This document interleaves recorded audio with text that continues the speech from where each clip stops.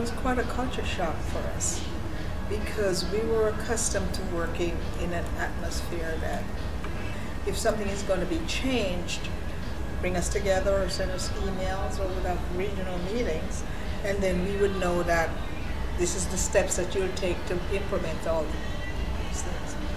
With this new guy that came in, wasn't like that. You leave tonight, and you come in the morning and you open up your email, and you see that everything changes. You know, money's changed, merchandise has changed, the total way we operate. We're accustomed to operate our businesses change, and it was difficult for us because we were ingrained in the other way, and there was no human part in it. It was very cold, all business, and I guess that's the way it has to be these days to be successful.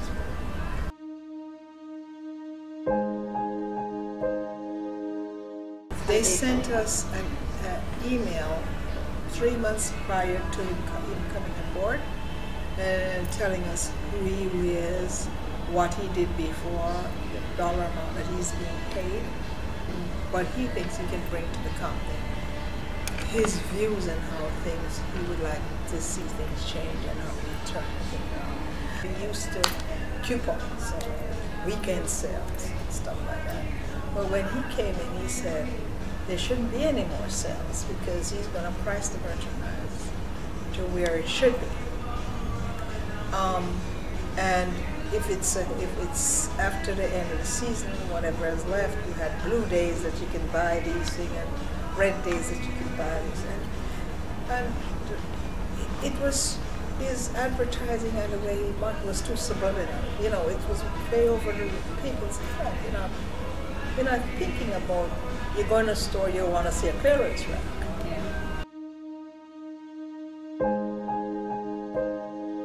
What he did, he came in and said, you don't need to have this much merchandise in the department, so he cleaned it up, and built shops. If you ever go over into the store now, you have shops.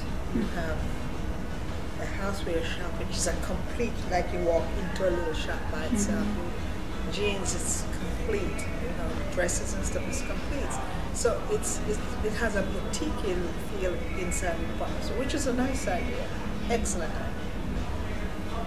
The problem with that is you can't raise a child to dip his finger in his sugar all the time, and then all of a sudden you say, don't do that. You'll keep doing it. You have to move the sugar jar gradually away so that when he goes, he realizes it's not there anymore, so this is it. And learn this. It was done like that.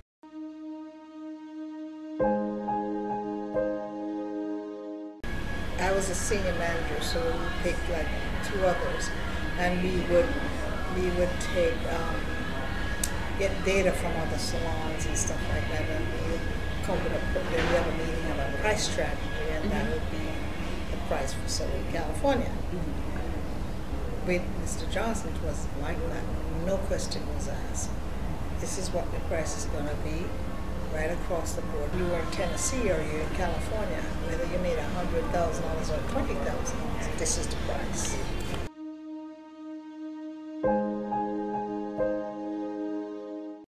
I think one of his biggest failure to the employees was communication, the way he communicated. I think if we communicated it different, then we as an employee would accept it different, so we would relate it to the other associates differently, and it rubs off on your customer. If you have a very happy and contented employee, you have great customer service because she's glad to be there, she feels comfortable to be there, she's comfortable with what she's selling. Like, this pillow is great because I feel good about it. The way he communicated it made people didn't feel good. You feel like they weren't counted, nobody cares. On the other hand, the way he looked at it was, you're being paid for a job. to come to work. You should do your job. I like the way how Penney runs. It was a very people-oriented company. It was, are you happy? What can we do to you as an employee to make you happy? We expect excellent work from you because we're going to make you happy. So we will give you a pension, we would give you a bonus, we would give you a 401k, and we will share our annual profits with you. We will give you really good medical help, coverage. And that's why I came to DC.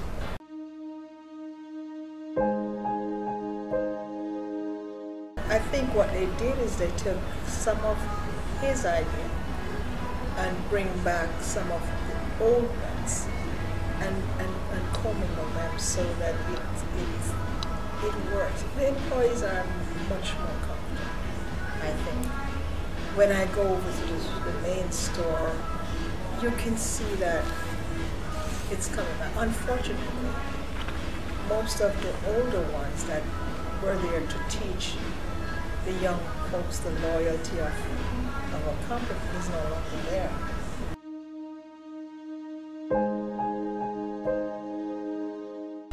We used to have district meetings like every 3 months, and then we had monthly meetings every month in different locations, and everybody would come together.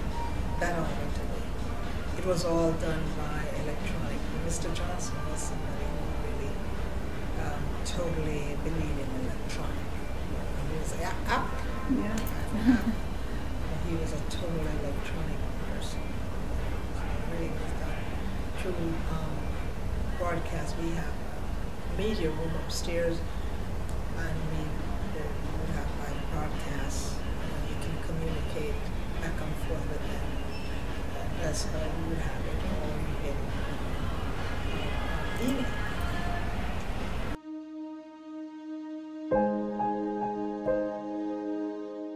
I do hope that JCPenney will last. I think it will last. I hope it will. There's a lot of us in the company still that is willing to go the 100 miles to keep it, because it is basically a good structured foundation. So it's really, Mr. Penney really founded an organization that is really for people. He told you straight out, he says, my name is James Cash Penney. I pay you in pennies, but I share my profit